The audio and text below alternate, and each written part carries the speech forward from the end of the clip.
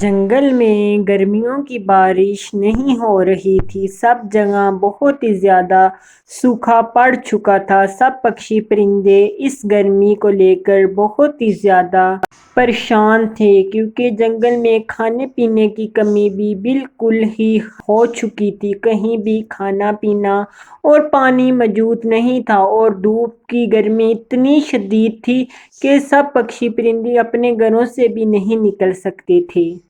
اور اسی جنگل میں ایک برا کوا بھی رہا کرتا تھا، اور اسی جنگل میں ایک سونا چڑیا بھی رہا کرتی تھی۔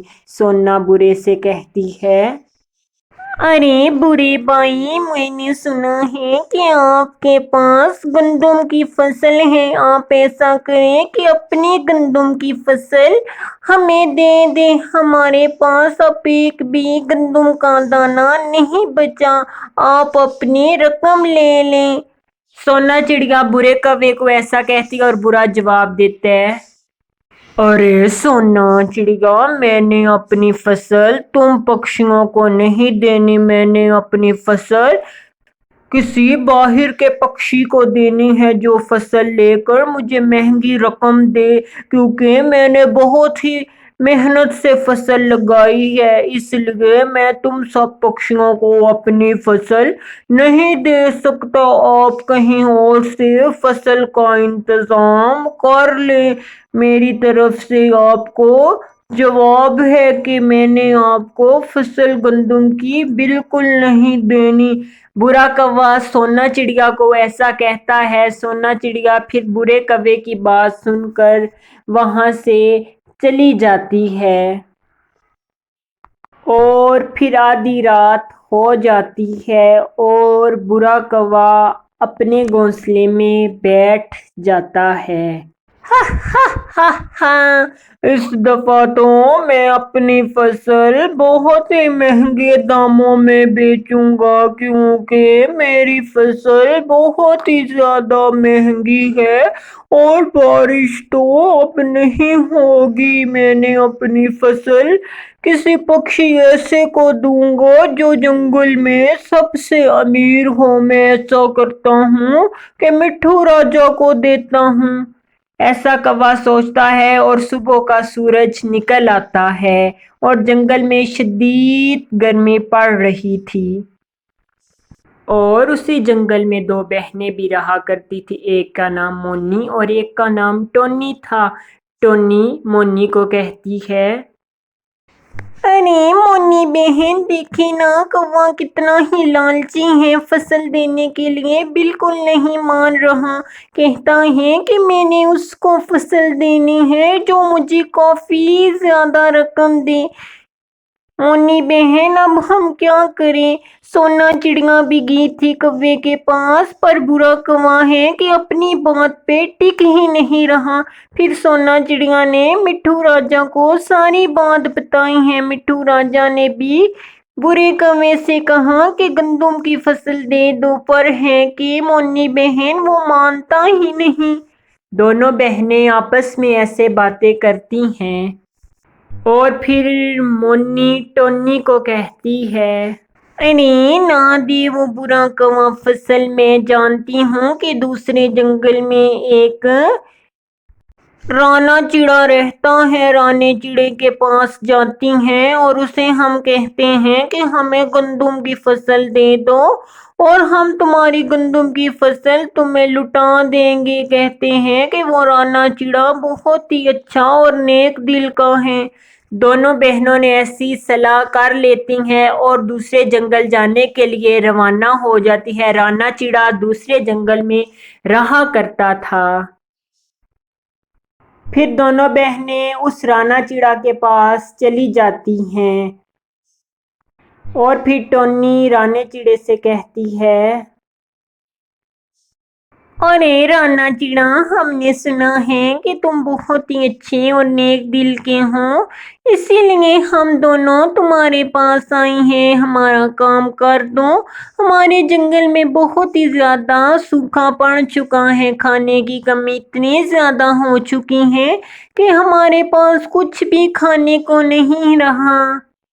टोनी ऐसा कहती है और राना जवाब देता है, क्यों नहीं टोनी, मैं जरूर तुम्हारी मदद करूंगा क्योंकि तुम हमारे जंगल में दोनों बहनें आई हो और मैं तुम्हें निराश नहीं करूंगा। मैं तुझे कुछ गंदम की फसल दूंगा, जो तुम वो फसल सब पक्षियों को तकसीम कर देना और खुद भी अपने पास रख लेना। और जब तुम्हारे पास गंदम की फसल हो जाएगी तो मेरी फसल के दाने लुटा देना। मुझे बहुत खुशी हुई कि तुम हमारे जंगल में दोनों बहनें आई हो मदद मांगने के लिए, क्योंकि मेरा तो काम ही यही है कि सब पक्षियों की मदद करना।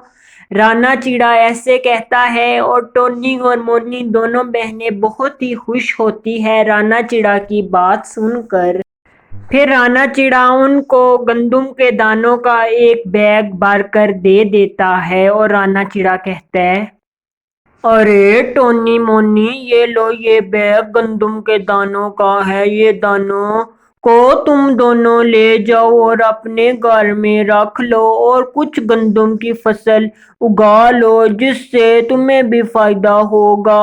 और फिर जब बारिश होगी गंदम की फसल बहुत ही ज्यादा हो जाएगी और तुम मुझे मेरी फिर गंदम की दाने दे जाना और फिर मैं तुम्हें इसके बदले फिर और भी कुछ दूंगा।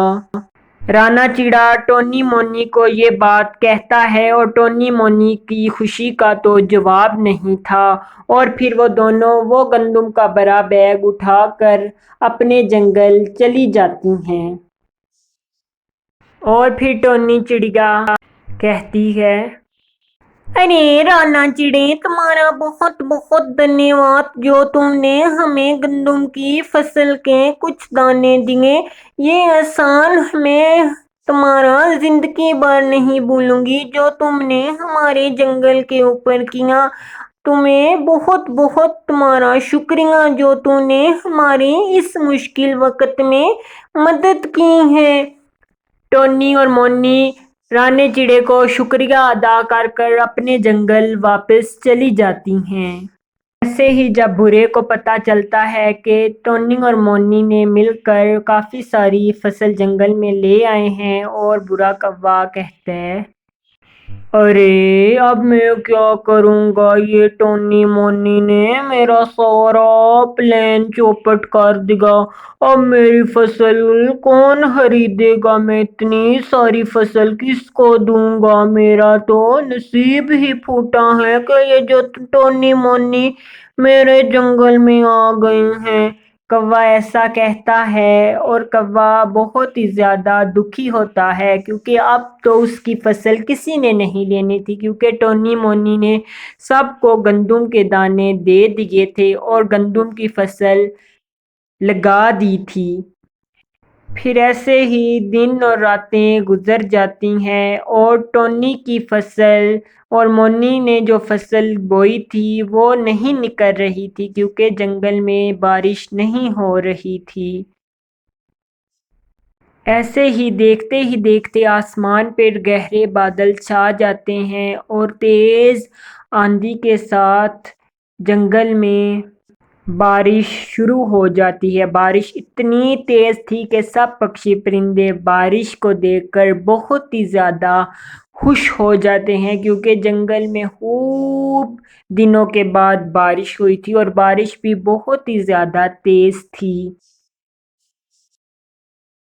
और जो फसल टोनी मोनी ने बोई थी वो फसल उनकी बहुत ही ज्यादा निकल आती है और टोनी मोनी देखकर बहुत ही ज्यादा अपनी फसल को खुश होती हैं। फिर वो मोनी ने जो फसल रानी चिड़ा से ली थी उसको उसके जंगल वापस दे आती है। इस कहानी से हमें ये सीख मिलती है कि हमें हमेशा हर एक की मदद करनी चाहिए। अगर हम किसी की मदद करेंगे तो हमारी मदद भी कोई ना कोई कर देगा।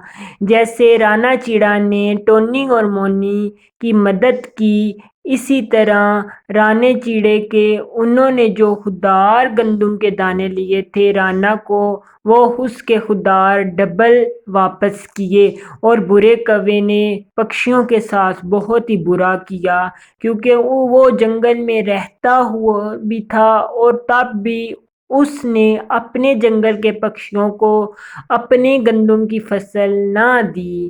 اگر آپ کو ہماری سٹوری پسند آئی ہو تو ہمارے چینل کو سبسکرائبر اور لائک اور شیئر کرنا نہ بھولنا۔